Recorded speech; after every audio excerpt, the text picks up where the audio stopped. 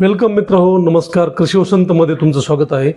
यावर्षी कमी पाऊस राहण्याचा अंदाज आहे आणि त्यासाठी तुमच्यासाठी एक खास तंत्रज्ञान जे की नवीन नाही आहे, परंतु आपल्यासाठी हे एक वेगळ्या पद्धतीचं आणि उपयुक्त असं तंत्रज्ञान तुम्हाला या 2 मिनिटांमध्ये मी सांगणार आहे.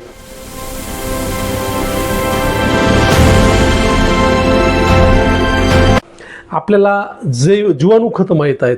तुम्ही रायझोबियम ऐकलं असेल किंवा ट्रायकोडर्मा ऐकलं असेल. रायझोबियम, ट्रायकोडर्मा ह्या ज्या काही उपयुक्त अशा जैविक खते किंवा जैविक बुरशी असतात, त्या पद्धतीची आणि त्याच तोडीची एक अतिशय दर्जेदार बुरशी म्हणजेच मायकोरायझा.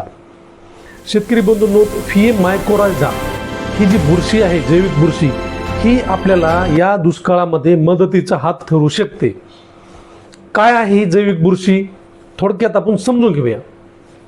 मायकोरायझाचे सूक्ष्म तंतू उपलब्ध ओलावा व पाणी मुळांकडे शोषून घेतात.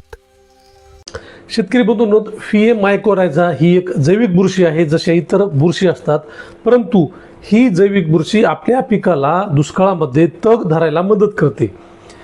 आपल्याला काय करायचं आहे, आपण आपल्या शेतामध्ये आपण जेव्हा कापूस, सोयाबीन किंवा इतर जे काही पिकं असतात, त्या पिकाच्या उत्पादन वाढीसाठी ही बुरशी आपल्याला वापर करायचा आहे. शेतकरी बंधूंनो, पहिले आपण समजून घेऊया की मायकोरायझा ही जैविक बुरशी नेमकं कार्य कसं करते. आपल्याला माहीत आहे की पिकाची जी मुळे असतात, ही मुळे जमिनीवर रुजलेली असतात, परंतु जेव्हा पावसामध्ये खंड पडतो तेव्हा आपल्याला पीक कोमेजतं, जमिनीतला ओलावा मुळे शोषू शकत नाहीत. त्यावेळी ही मायकोरायझा जी बुरशी आहे, ही आपल्या जे पीक आहे, उदाहरणार्थ कापूस असेल, सोयाबीन असेल, या पिकाच्या मुळाभोवती एक तंतूचं जाळं तयार करते आणि मुळाचं जे कार्यक्षेत्र आहे, त्या कार्यक्षेत्रापेक्षा जास्त लांबवर ती तंतूचं जाळं तयार करते.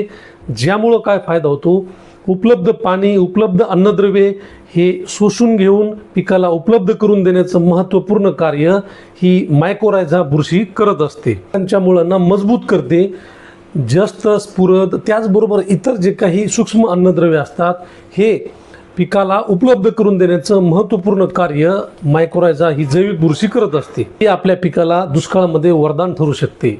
मायकोरायझा ही जैविक बुरशी सर्व प्रकारच्या पिकासाठी उपयुक्त आहे. ही सहजीवी पद्धतीने पिकाच्या मुळाभोवती राहून आपल्या पिकाचे जी मुळं असतात, तंतूचं मोठ्या प्रमाणात जाळं तयार करतं. त्या जाळ्याचा उपयोग करून आपल्याला पिकाच्या उत्पादनामध्ये वाढ करता येते. मायकोरायझा ही जैविक बुरशी जी आहे, ही आपण 4 किलो एका एकरामध्ये वापरू शकतो. 100 ते 150 किलो शेणखतामध्ये मिक्स करून आपण एका एकरात ते वापरू शकतो. दुसरा पद्धत म्हणजेच आपण रासायनिक खते जेव्हा पेरतो तेव्हा दाणेदार खतासोबत ही 4 किलो जी आहे मायकोरायझा ही आपण पेरून देऊ शकतो. यामुळे काय होईल की 1 एकर क्षेत्रामध्ये आपली मायकोरायझा सम प्रमाणात विभागली जाईल आणि जेव्हा पिकाला पाण्याचा ताण पडेल तेव्हा ही बुरशी काम करेल. तर अशा पद्धतीनं अत्यंत उपयुक्त अशी ही मायकोरायझा बुरशी आहे. आपल्याला माहीत आहे की आपण आपल्या पिकाच्या उत्पादन वाढीसाठी विविध जे प्रयोग करतो, त्यामध्ये हा प्रयोग आपण नक्की करा. तुमच्या काही प्रतिक्रिया किंवा प्रश्न असतील तर कॉमेंट्समध्ये नक्की विचारा. थँक्यू.